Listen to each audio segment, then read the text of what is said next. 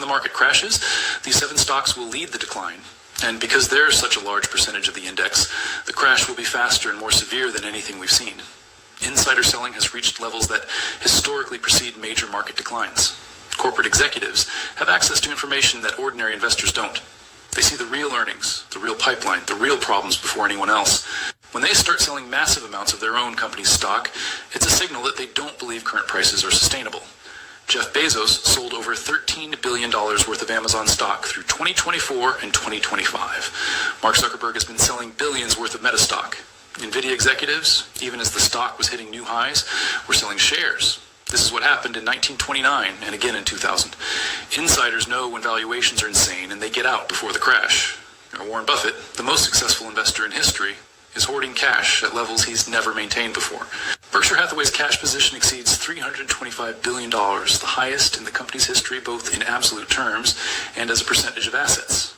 Buffett has been selling stocks, including reducing his massive Apple position, and buying treasury bills. When asked why, he cited valuations being too high and being unable to find attractive investments. Buffett's own metric, the Buffett indicator, which divides total stock market value by GDP, sits at 185%.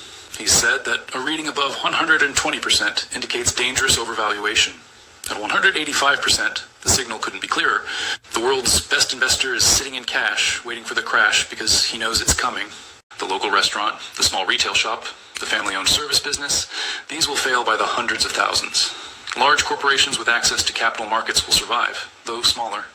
The economy that emerges from the crash will be even more dominated by massive corporations, with small businesses playing a diminished role. This reduces competition, innovation, and economic dynamism. Social safety nets will be strained beyond capacity as unemployment surges and tax revenues collapse. The government will be caught between increasing demands for services and decreasing ability to fund those services. Spending cuts will be necessary even as more people need help. This creates a humanitarian crisis on top of the economic crisis, as vulnerable populations, the elderly, disabled, and unemployed, face reduced support at the moment they need it most. Political instability follows economic collapse. The 1930s saw the rise of extremist movements across Europe as economic desperation made people vulnerable to authoritarian promises. Weimar Germany's hyperinflation helped create the conditions that brought Hitler to power. The United States isn't immune to the political consequences of economic catastrophe. When people lose everything, they look for someone to blame and someone who promises radical solutions. The 2025 crash will reshape American politics in ways we can't predict, but that will likely be destabilizing.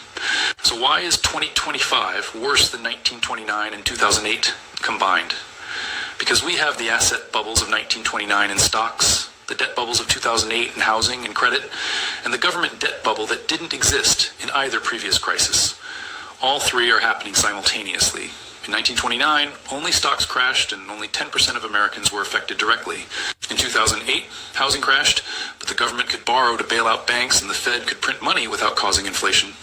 In 2025, everything is crashing together and the tools to fix it don't work anymore. The Fed can't cut rates to zero because inflation is still elevated. They can't print unlimited money because they just did that and caused the worst inflation in 40 years. The government can't bail everyone out because it's already drowning in $36 trillion of debt. The 12 warning signs I've shown you, from the inverted yield curve to Warren Buffett hoarding cash, aren't speculation. They're facts. They're happening right now. The inverted yield curve that has predicted every recession since 1950 is telling us the recession is imminent within the next 3 to 9 months. Regional banks are failing. Commercial real estate is collapsing. Consumer debt is at record highs with delinquencies rising. Unemployment is rising. Insider selling is at levels that precede crashes. Every indicator is flashing red simultaneously. The timeline is clear. Based on the yield curve normalizing in September 2024, recession typically comes 3 to 12 months later. That puts us in the window of December 2025 through September 2026. Commercial mortgage refinancing peaks in 2025 and 2026. Credit card defaults are accelerating now. The trigger could come at any moment, and once it starts, the cascade will be unstoppable. This isn't prediction. This is pattern recognition. The same patterns that preceded 1929 and 2008 are present now, only more extreme.